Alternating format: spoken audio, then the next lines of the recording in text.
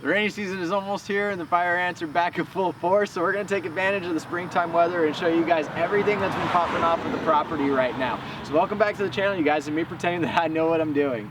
Starting here in the front of the house, we got the hibiscus have been really popping off coming back from the winter dieback that they had. We got a little nervous because this is our first time in zone 9 with me and my wife, and our first time doing this. So we weren't quite sure what to expect as everything goes through spring, but we were very excited to see the hibiscus. Clearly came back very hard. We've got the queen palms that have started to come back. Not all of them have popped up yet. We've still got, I think, 2 in the front that we're waiting on to pop up.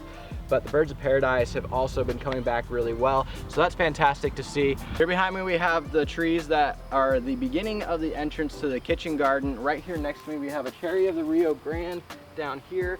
And over here to the left is an Arbequina olive. Right over here to the right, we start moving through this trellis that we got in.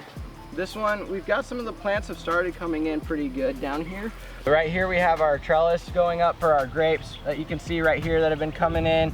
We have chickpea up here in the front along with cucumber in the back. Now my thinking here is the chickpea will work to try and build in some nitrogen into the soil. Again, we're not using any amendments or anything. We're kind of using a lot of different crops and stuff to try and build the soil more naturally.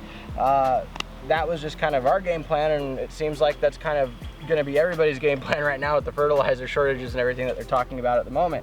So you'll notice like a lot of stuff isn't getting that great of water, might not look that great because of nutrient deficiencies and stuff. We're working on it, and so a lot of the stuff we're doing will show as an experiment of how it's done, possibly. That's what we're hoping for. But anyways, the chickpea grow in, fix nitrogen. The cucumbers I think will grow up before the grape does to kind of build up that trellis so that we can get our kind of a dual use out of the same trellis before the grapes come in. These grapes are coming in their first year. It's going to take about 2 to 3 years before they can fruit anyways.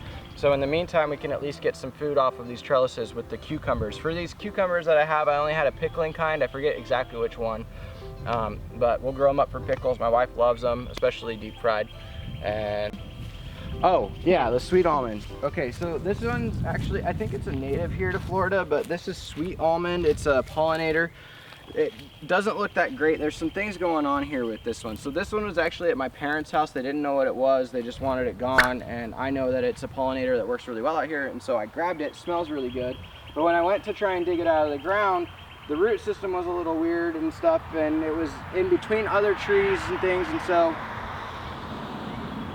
it ended up separating out into different plants. And so right in here, this is actually 2 of the different sections. I need to trim back one of them, but I mean, you can see the growth on one of the sections that I transplanted actually ended up working really well. And it's starting to come back, so I'm expecting it'll do really well through the rainy season, and I'll propagate this one out through here. I want to create kind of like a row coming into the kitchen garden for the sweet almond to attract those pollinators into my kitchen garden where all the vegetables and things are going to be. Because for now we're running a lot of things through, like this bed right here is my nightmare bed, honestly. I hate this bed right now. It's been a pain. I've put a lot of stuff in here and I've just had a problem getting things to work. I think it might just be the fact that I did this bed much bigger than the other beds that you'll see back there, and so keeping the moisture level consistent has been really difficult because we don't even have irrigation on any of the property yet. And so I've been hand watering everything, and that takes a lot of time right now waiting for the rainy season to come in. So we've got a lot of sunflowers and green beans that have been what's kind of working so far. I have some squashes in here as well to try and work as like kind of ground cover. And another grape with a kind of makeshift trellis that I need to restring a little bit that I want to try some unique design on for getting up. But essentially I'm probably going to end up ripping up a lot of this bed here soon after some of these things cycle through, and then doing a huge cover crop so that we can try and build up that soil really well. Over here though on the right we have a lot more exciting stuff. This is my son's favorite plant that we have on the property. This is our Guava banana. This one's actually been popping up pretty good, starting to grow pretty well. New leaves almost every other 3 or 4 days to a week at most. The papayas that we got put in here are looking pretty good. So this spot right here, what we're kind of thinking for me and the wife is this is next to our garage door, and so we want to put in kind of like a little bistro sitting area for us to have like our morning coffee, with the papaya trees up above us acting as some shade. As you can see, the sun just kind of comes right overhead here, so it's immediately sunny in the morning during the summer. In the winter, there's very little sun on this side to about where the papayas are, but we want to get some shade with them. They'll act kind of as an umbrella is what we're thinking, and then provide us those melons right next to the house. I mean, they're papaya, but they're similar to melon, for us to be able to eat. Nice little bistro sitting area. My son loves walking through this kitchen garden just back and forth. He's not even 2 yet, but he just walks trellis to trellis. And so it'd be a great spot for us to sit, hang out, be able to keep an eye on him while the dogs hang out too. So a couple papayas. Oh, these are both Red Lady papaya. I do want to get some other papayas eventually, but if you see papaya on the property right now, the only variety we have is Red Lady. The bananas are a different story. Like, we have that Namwa over there. This one right here is a double Mahoy banana. And as you can see down here, it's also got some pups popping up. This one's got 2 of them. It's got some green onions that are popping up in there that I just threw in for hoping they would break down and feed the soil. They ended up popping up and I didn't see any harm in it, so let them have it. And then the last bananas we have down this row are the Truly Tinies. These, I had 2 different plants that I put in back in, I think, December it was. I've talked about them before and they've come back. I need to split them up. Wife and I have been wondering what this is that popped up right here in with the Truly Tinies.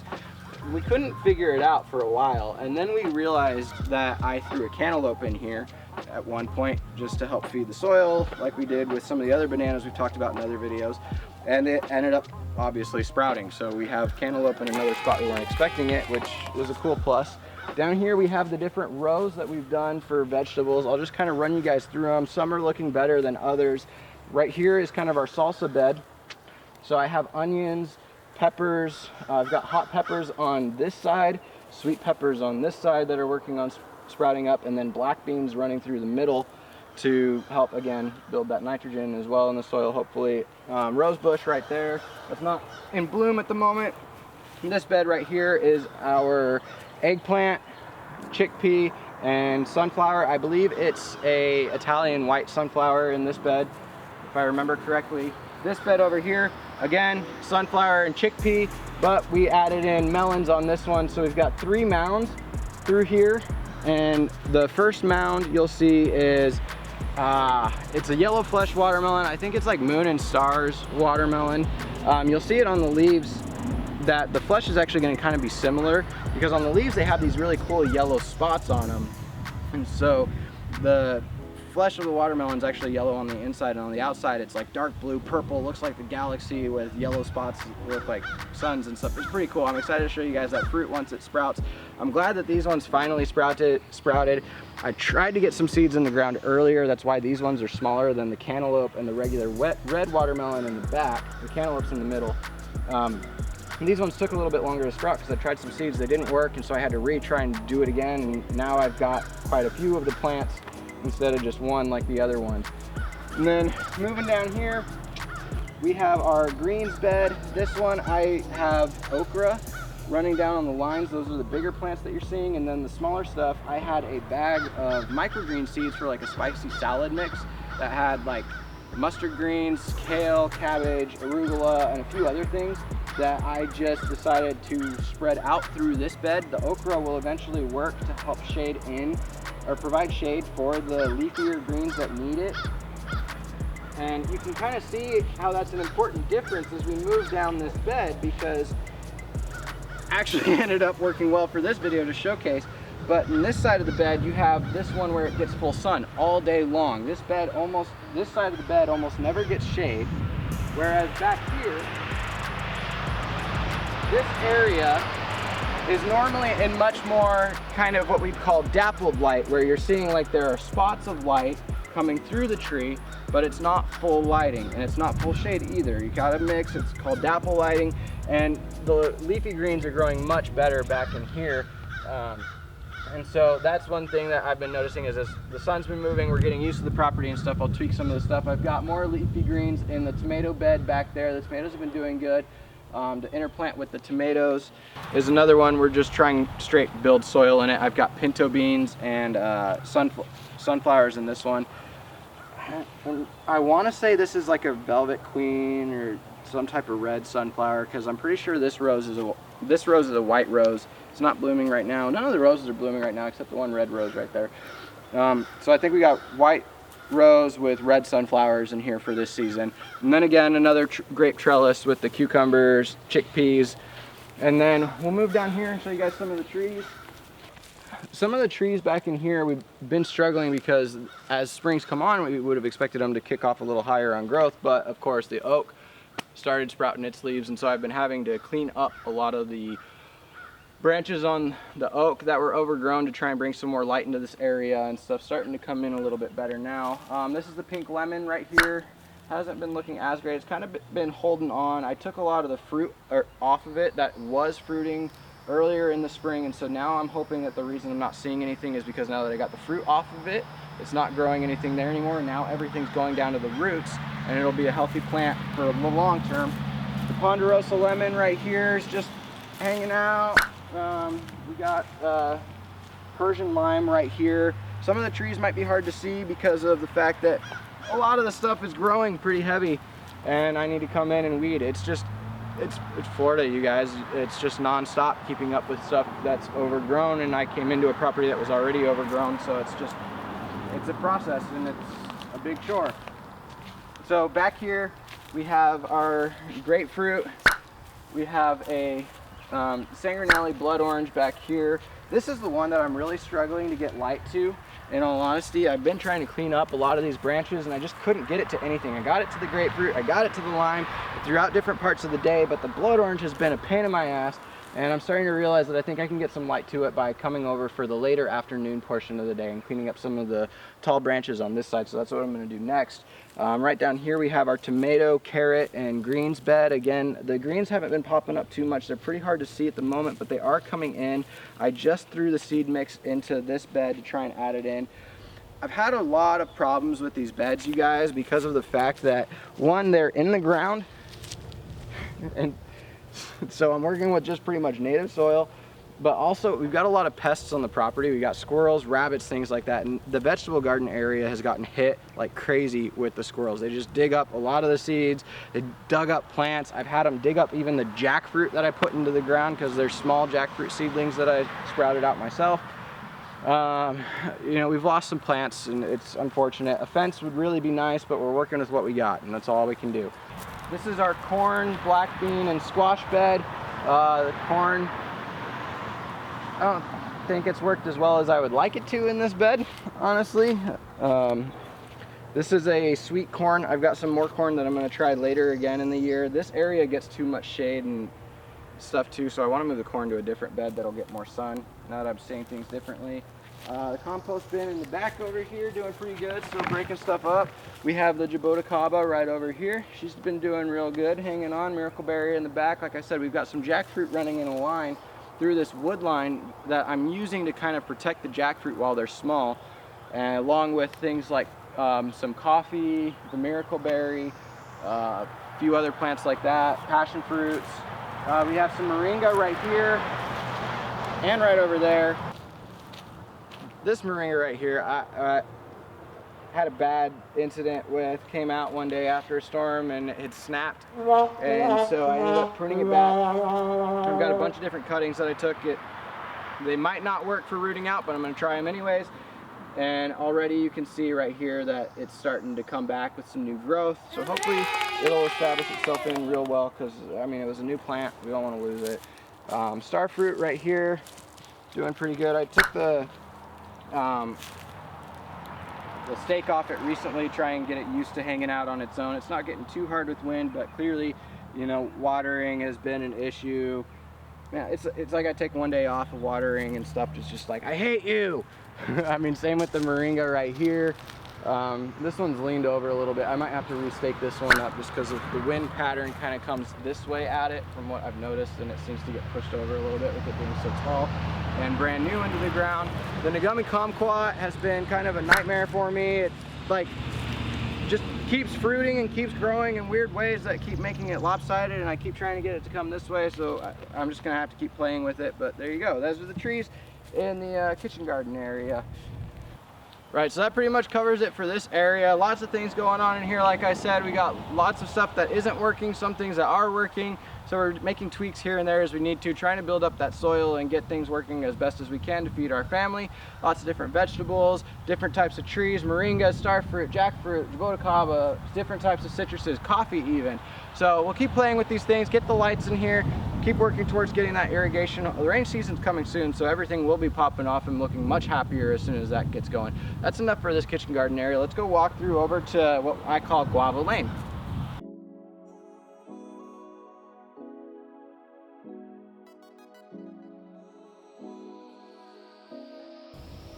This bed right here borders here on Guava Lane. Guava Lane's dividing this bed along with another one right next to it. And these are actually the first trees that we put in on the property when we first moved in. This was actually at one point my pride and joy here on the property, and it quickly over winter became like my most depressing part of the property, because this is where a lot of the stuff got hit pretty hard.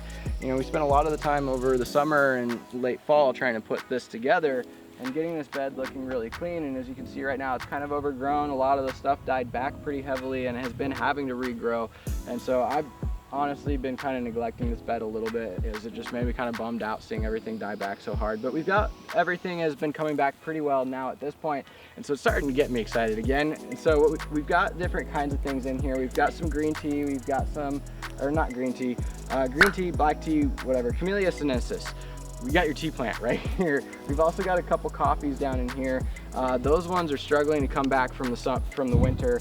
We'll see how they do. We might need to transplant them at some point. I'm not quite sure yet. Also, moving down this way, we've got a couple citrus trees, a Meyer lemon, a Ponderosa lemon. We've got azaleas mixed in here. I'm not sure what color azaleas they are yet. They haven't bloomed just yet. My wife and I have been working on picking all the grass through this area. We were actually doing it yesterday. So you'll see a lot of the mulch looks kind of messed up right now. We've got grapefruit over here. We've got some avocados mixed in, some pineapple guavas mixed into this bed, some pink guavas mixed in, blueberries, fig. This is an Olympian fig that we have right over here. Those are the ice cream bananas, or the blue Java bananas that I mentioned in the previous video we did, along with the dwarf Cavendish. So more papayas. We've got about, I think, 4 avocado trees in this bed that are working on coming back from the winter. So 4 avocados just in this bed. We got 4 avocados in another area for a total of 8. We've got a loquat in this bed. We've got Persian lemons, finger lime. What else did I miss? I think that's pretty much everything. We got sugarcane, roselle hibiscus, key limes. So once this one regrows from the winter dieback, we'll show you guys everything as it gets cleaned up. Hopefully it'll come back really well and really be, again, that bed that I envisioned for this property, which is actually kind of funny because the wife and I noticed that the bed actually, oddly enough, is somewhat shaped like the state of Florida. So it's a little weird, unintentional, but it worked. So then back up here, you're coming through, this will eventually be the main entrance to the food forest area that we're in right now. And where we just walk through will kind of be a side pathway. The wife and I want to put a pool in and have that be kind of a side pathway coming to the main entrance, which will fork out through here. And we'll start up here through Berry Boulevard and work our way back around and talk about all of these plants while we're at it. So up in the right side of me, we have pink guavas, finger limes. This is a double knockout rose that has way too much grass popping through. The mulch needs to be weeded, not in bloom at the moment. We also have 4 more avocado trees through here, a mango and a sugar apple. And then over here on the left, if you want to follow me up here. So up in this area is kind of a bit of a disaster. When we first moved into the property, every single bit of this property was either covered in grass or wood line, except for this area behind me right here, which was straight sand, has quickly become overtaken by weeds and stuff. And so we've just kind of been working on trying to suppress weeds, try and lay down organic matter, build up that soil, because it was just straight sand. It's like white sand in this area. This is definitely the worst soil I have on the property. This is the area that I eventually, though, want to have become Berry Boulevard and have all of my berries through. We've got 3 mulberries running down a line right here. 2 of them are everbearing. I'm not sure what the other one is. We've got some Mexican sunflower over here that we're going to use to propagate out for chop and drop. We've got a couple 2 different raspberry bushes, 2 more blueberry bushes, a Barbados cherry that had died almost all the way back to the ground during the winter, unfortunately. So this is our Tropic Snow peach tree. This is a white peach that's supposed to be like the best tasting one that works with the limited chill hours that we get here in the state of Florida. So if you're in a warmer area that still kind of gets a little bit of cold, but not quite enough to where you can really get peaches, this might be one that'll work for your area. I went ahead and pruned it all up, gave it that nice open canopy. It does have 2 new branches that have popped out. Actually 3, no, 2, same one. Just was lower than I was expecting. So 2 new branches that popped up since I pruned it that I don't want. At least one of them. This one right here I'm probably going to end up taking off. Need to get to that at some point. And then that kind of brings us to the end of Berry Boulevard for now. This area though, we do have still quite a bit of this is our property. And so we are going to fill this out with some other things around here. I have a black walnut or a white walnut. I'm not sure which one. I got to wait a little while. They came from seeds, but threw the walnut in, and so we're going to put in some plums, persimmons, things like that that'll work well with the walnut, because they do have a toxicity to them that they put into the soil that'll hurt other plants around them. So that'll go there probably to help around with it, like black raspberries, things like that. So eventually this area will get filled in appropriately, but for now it's a little neglected. So that move down here through this other pathway on Berry Boulevard towards the pond area, and I'll take you back up through, I mean, you guys have seen the other videos. The pond isn't built yet. That's just where it's going to be. So we'll take you down through the pond where it would be over to the new area that we've been working on lately, which is our chicken run. So let's go down there. So as we're walking down to the chicken coop, you guys, I decided to stop real quick because I'm checking out the sugar apple. I mean, she's just popping off so good right now. And I noticed, but already starting to form little buds on it. So I don't know if we're going to get fruit off of the sugar apple first year. These do fruit very fast. They're a short-lived tree that only lasts for about 15 years at most. They grow really well from seeds supposedly. So you know, if we can get fruit off of it this year, I'll take it. Just get those seeds and go ahead and hopefully get some more sugar apples in the ground. So back in this area is where we brought our chicken coop in. Yes, the chickens have moved out of my house and into the hen house. Almost, not exactly quite. One of the things that I noticed with the chicken coop is that it's a little flimsier than I was wanting, you guys. Unfortunately, inflation, taxes, devaluation of the dollar, whatever you want to call it, things are getting expensive, things are getting hard to find. Wood and lumber have been insanely high for a couple of years now, and so what we were able to find with what we could afford was this coop right here. We found it with, it was Tractor Supply, babe, that you got it from? Okay, so we got it from Tractor Supply. The wife found it on sale, and so we snagged that because it was able to get us a much bigger coop than what we were thinking we were going to be able to get for the same amount of money. And unfortunately, the downside to that, again, like I said, it's a little flimsy, so we've got some little tweaks and modifications coming to be able to make this something that'll work for the chickens permanently, but for now we're just using it for them during the day. At night I bring them back into the house, into tubs and stuff to keep them safe at night from predators. That's our big concern here. We have a lot of wildlife. I mean, that's what we show you guys a lot with the Nature Coast. It walks right through our property and it provides us a lot of great content for you, but for the chickens it provides a danger issue. And so we want to keep them safe, and so for now they're only out here during the day. We're working on clearing out the area and putting in some other plants in here. We've got some spiraling ginger, some jackfruit, some passion fruit, other things in here working to help create like wind screens to block the winds coming through from affecting them when it's hurricanes or any type of big tropical storms. And the nice thing about them being in this area, why we put them in here, is with all the growth from the trees and stuff, it worked as a perfect canopy to provide them the shade to keep them cool here down in Florida. A lot of people think that with chickens you're worried about the cold, but they forget chickens don't really like the heat that much either. There are specific breeds of chicken that handle heat better, but the one thing that will always ensure that they are not as hot always is put them in the shade instead of the sun. So this was a great spot that was flat, and I just had to clear it out a little bit. It wasn't as overgrown as a lot of the rest of the property. And this is going to be where the chickens are going to be housed at. So we're going to let them grow up for a little bit and see how we feel on the size of the chicken coop, but we're already thinking that we can probably push it with a couple more chicks in here. So we might get those in a couple months.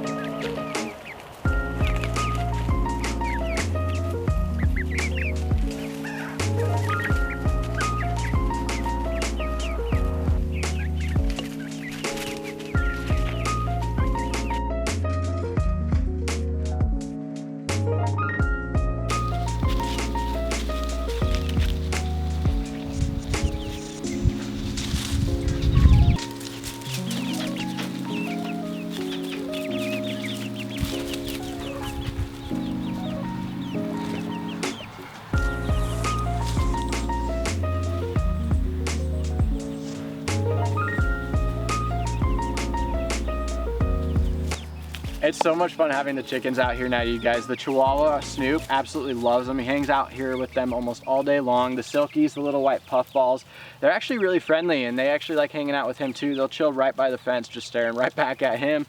So if he disappears, I know he's always over here just chilling with the Silkies. Very friendly, very, very friendly chickens.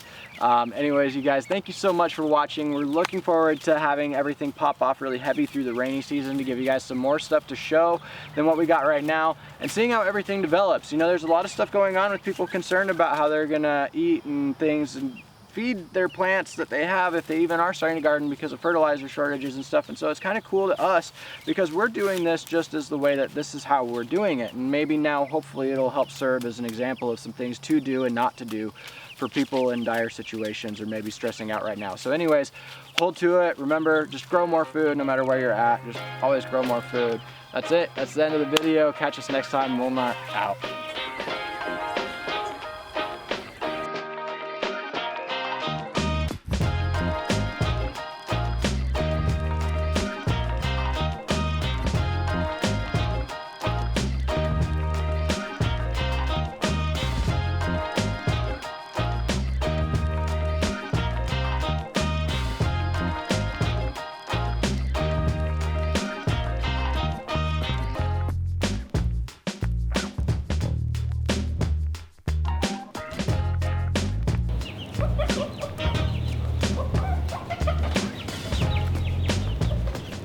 Don't hurt them. They don't play like you do. No babies. You're not too